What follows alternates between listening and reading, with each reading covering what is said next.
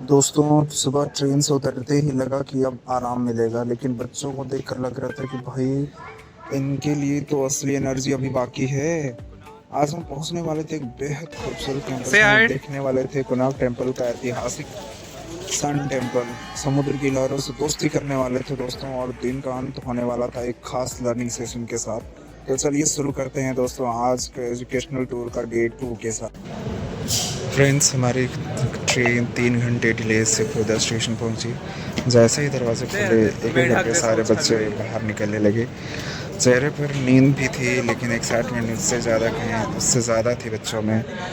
और ट्रेन से उतरते ही सबसे ज़रूरी काम हुआ, और वो था ग्रुप फ़ोटो। क्योंकि एजुकेशनल टूर हो और ग्रुप फ़ोटो ना हो तो टूर की अटेंडेंस भी अधूरी मानी जाती है।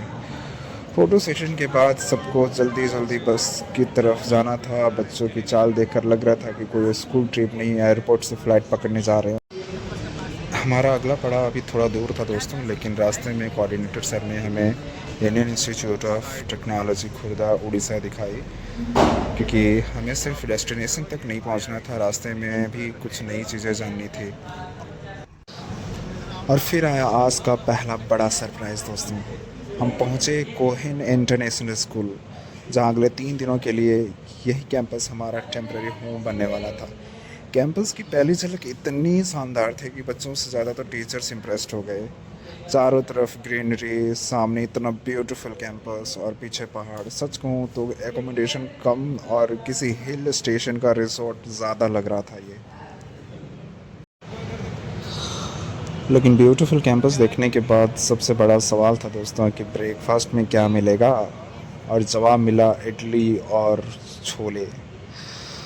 अब मैंने सोचा बच्चों से ही पूछ लेते हैं कि खाना कैसा है। तो चलिए देखते हैं हमारे स्टूडेंट्स और टीचर्स में कितने ऑनेस्ट फूड रिव्यू देते हैं। उन्होंने खाना खा लिया है और सारे बच्चे भी खाना खा ले चुके हैं। खाना ओवरऑल बहुत टेस्टी था।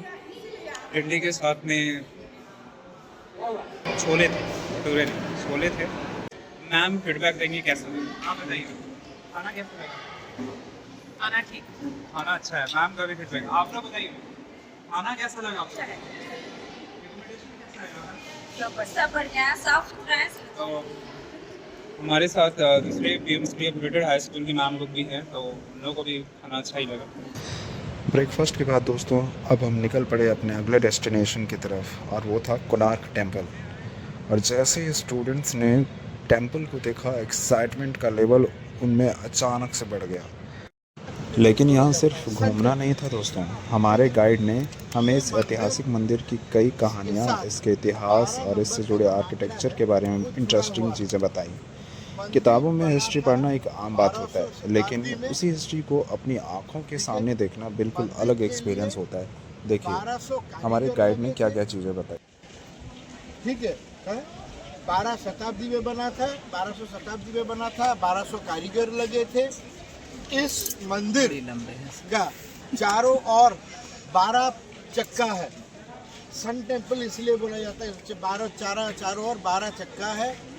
और इस मंदिर का चोटी जो है, जो मेन कारीगर थे, वो था 12 साल का।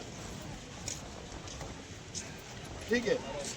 उसमें आत्महत्या भी किया था जब उसको 12 साल हुआ था।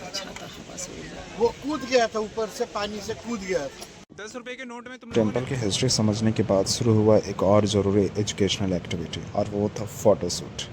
क्योंकि फ्यूचर में जब ये बच्चे इस टूर को याद करेंगे तो टेक्स्ट बुक से ज़्यादा शायद फ़ोटोग्राफ्स काम आएंगी।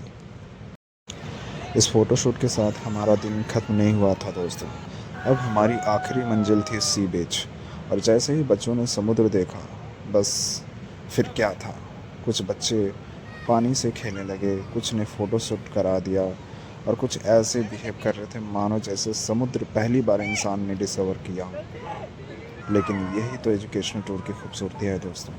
कक्षा के बाहर बच्चे सिर्फ किताबों से नहीं, बल्कि एक दूसरे के साथ मिलकर रह भी बहुत कुछ सीखते हैं। दोस्तों बीच की मस्ती के बाद अब समय था बच्चों के मूड को बदलने का, और इसलिए हम पहुंच गए स्कूल ऑडिटोरियम में, जहां स्टूडेंट्स के लिए एक बहुत ही यूज़फुल सेशन आयोजित किया गया था।